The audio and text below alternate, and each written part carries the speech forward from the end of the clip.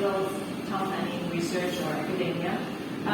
In your mind, what is your vision for supporting people like Akhiari to age in place? Their different backgrounds could have different interpretations of this. I'm interested in hearing what really you think. Okay, thank you. And to see that, let me share with all of you what some of the initiatives that we have done in USM. In USM, we have just launched a lab and we call it a Grey Lab. This is a lab to teach the elderly or the older persons on how to engage and use technology. I think we have seen here just now in the documentary how, if an older person does not know how to use a smartphone, he or she might be denied entry to certain places within the MCO because of the MySejahtera. And now, with the economy changing and with things being digitalized and everything, we see that the digital divide among the older persons are decreasing. So we need to basically educate the older persons on how and what would be the most effective and safest way to use technology. Not only to scan MySejahtera, but also to engage in online transactions, safe online transactions. So all of you are welcome to come to USM and join our Grey Lab. So we have a Grey Lab that all the seniors can come and learn how to use technology safely. Because one of the other important things that happen among the seniors when they use technology is scam. A lot of them were being scammed because they just do not know what and how is the safest way of engaging in online transactions. So a lot of them were scammed. So this was the one that initiated this Grey Lab, making sure that they are not being marginalized with regard to technology and digitalization, and making sure that the use of technology and the development is inclusive to ensure that the older persons know, if they go online, this website is not safe, this conversation is not safe. They know how to pay transactions just by scanning their QR code. Because now you see, even if you go to the stall, streets on the stall, everybody is using QR code now to pay. And you need to educate the older persons on how to do this. So this is one of our initiatives to encourage aging in place, especially with regard to technology. So perhaps I will give it a go from the built environment perspective. I think one example which we have worked on even before the pandemic was to focus on public housing projects where concentration of B40 groups are located over there. Very often, what we find is a prevailing percentage of elderly population and children under the age of 12 being young family who are also placed in public housing projects. So what we find in terms of the gap is that we do not see professionals, middle class groups in this housing area. So what will happen is that the support, or even in the design interventions during COVID-19, impacts them higher than say N40, T20 groups. So one of the few interventions which we undertake is, of course, first of all, for Sri Sarawak public housing project, we tie two groups, two of these groups, first being students or children under the age of 12. Of course, we consent from the parents to then do occasional visitation to elderly who are either living as a couple or a single person in the case of Akhiari. But this is in the setting of a public housing program where these undertakings or these engagements are initiated by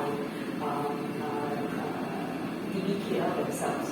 So first, it has to have an entity or management who is able to run programs like this.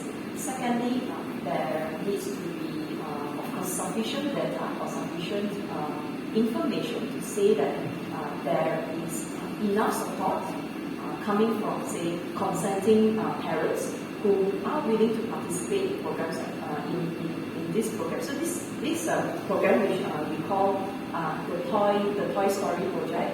So what these young children will do is that they will be provided with second-hand soft toys.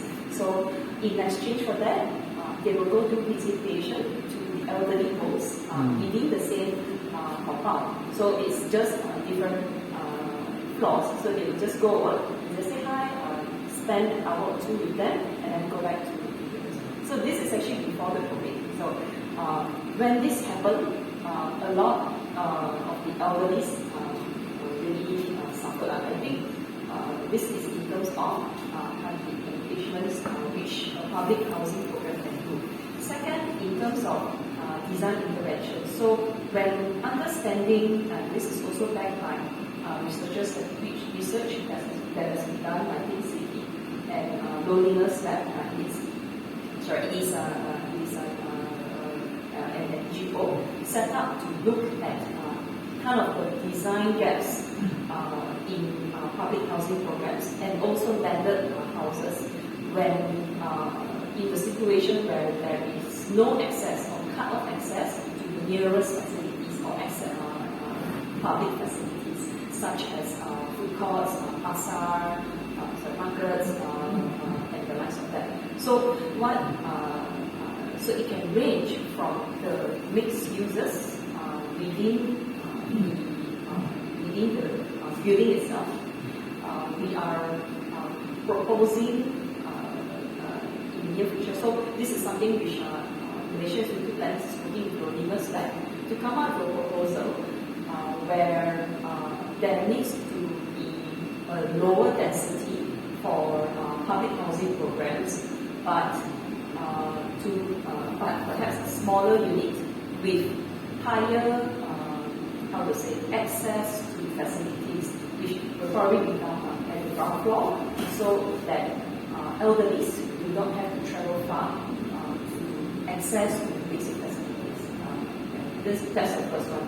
In terms of the room design itself, so the unit design itself, what we see in existing is that a lot of these public housing do not have balconies. So what happens is that even in the case of if a single person going to live in the building and they are cut off from social access, like social interaction, as introvert as a person is, studies have shown there needs to be social interaction. In the case of social support group. So when this is cut off, design interventions like a balcony or even a compound, a corridor provides that space that is needed for people and have that interaction, even if it is just service. Of course, human has it that different forms of interactions also depends on the relationship that we have one another. One example being neighborliness, how we interact with our neighbors and also with our family members, right? So very simple intervention. It doesn't even have to be like a whole revamp of the flats itself. And in the case of landed housing, I think they have it a bit harder, and that is because first of all, access is cut off. And I'm putting examples of COVID-19 because it could be anything.